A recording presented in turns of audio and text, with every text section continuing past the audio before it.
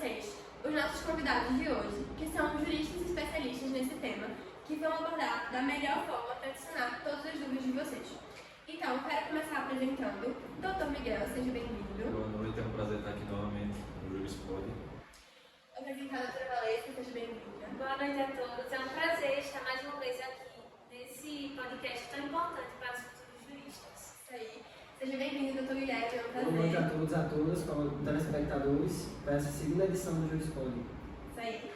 Boa noite, doutora Maria Eduarda Pessoa. Boa noite a todos, é um prazer estar mais uma vez com vocês. Boa noite, doutora Lívia, seja bem-vinda. Boa noite a todos, como meus amigos já falaram, que é uma honra estar com vocês novamente. Isso aí, pessoal. Então, vamos começar abordando um pouco mais desse tema. Do que se trata o garantismo penal? Galera, o garantismo penal é uma vertente do direito que enfatiza a proteção dos direitos e garantias fundamentais do processo individual de cada cidadão.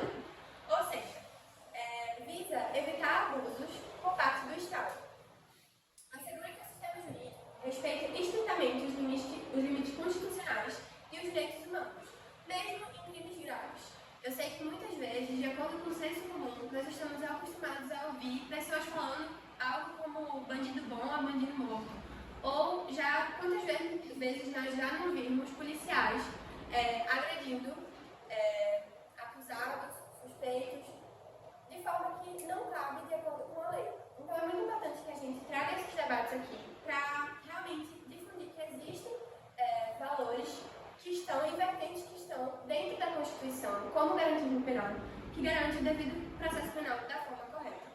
Então, por isso que eu trouxe aqui os nossos especialistas, para que a gente consiga abordar melhor esse tema a partir dessa tese. E eu quero passar a palavra primeiro para o Dr. Miguel. Bem, eu queria falar primeiramente sobre o devido processo legal.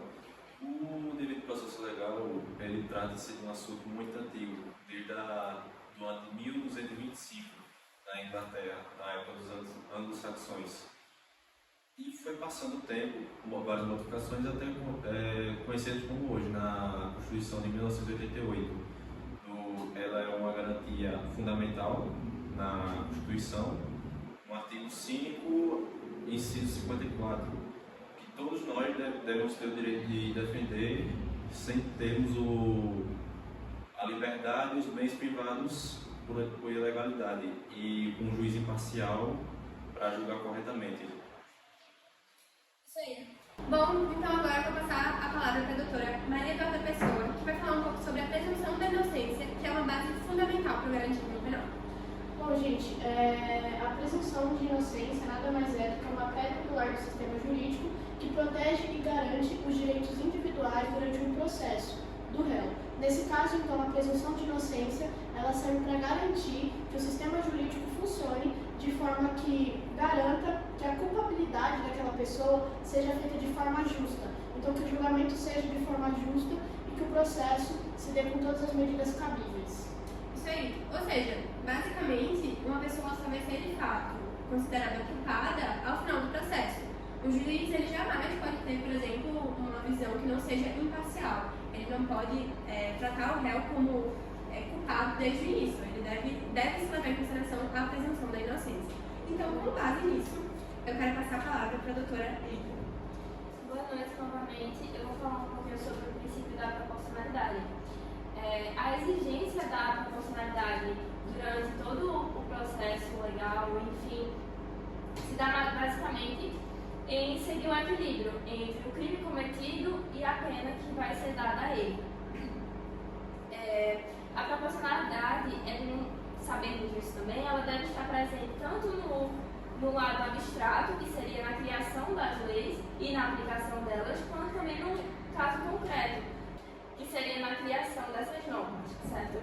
E aí nós temos diversas dimensões também do princípio da proporcionalidade, como a adequação da pena, a necessidade da pena, a proporcionalidade em sentido estrito, que são basicamente perguntas que a gente deve fazer para manejar e evitar uma resposta penal sem excedentes, enfim, basicamente isso. Perfeito, doutora Lívia. Inclusive, no episódio passado, a gente abordou algumas questões como essas, né? Da importância que o Estado, de uma forma geral, não só a parte jurídica em si, se tratando somente do judiciário, particular como promotores, juízes, mas para os policiais, para que, enfim, todo esse conjunto que forma um Estado esteja subordinado a esses limites da Constituição e principalmente aos direitos humanos.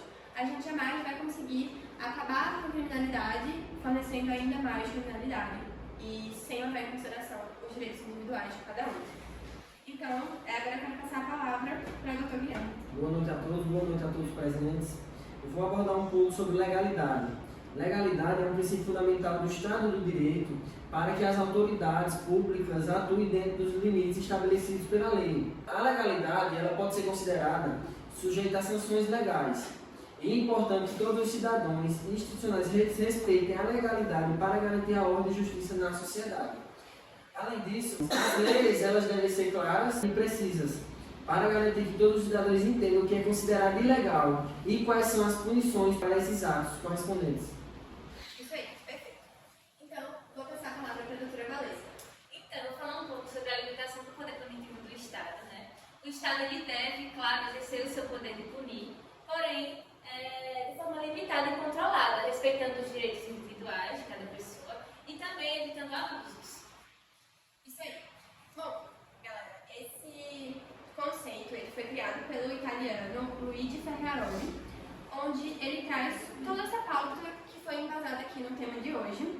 E, basicamente, é isso. A gente trouxe esse tema que vocês pediram muito para que a gente abordasse e que nós consideramos realmente fundamental, a garantia do processo penal, que seja feito respeitando o réu, respeitando a vítima, os acusados e todas as partes envolvidas no processo. Então, basicamente, foi esse o episódio de hoje. Eu espero que tenha esclarecido algumas dúvidas de vocês e que a gente tenha conseguido abordar da melhor maneira para vocês conseguirem entender. Então, até o próximo episódio e muito obrigada. Tchau, obrigada.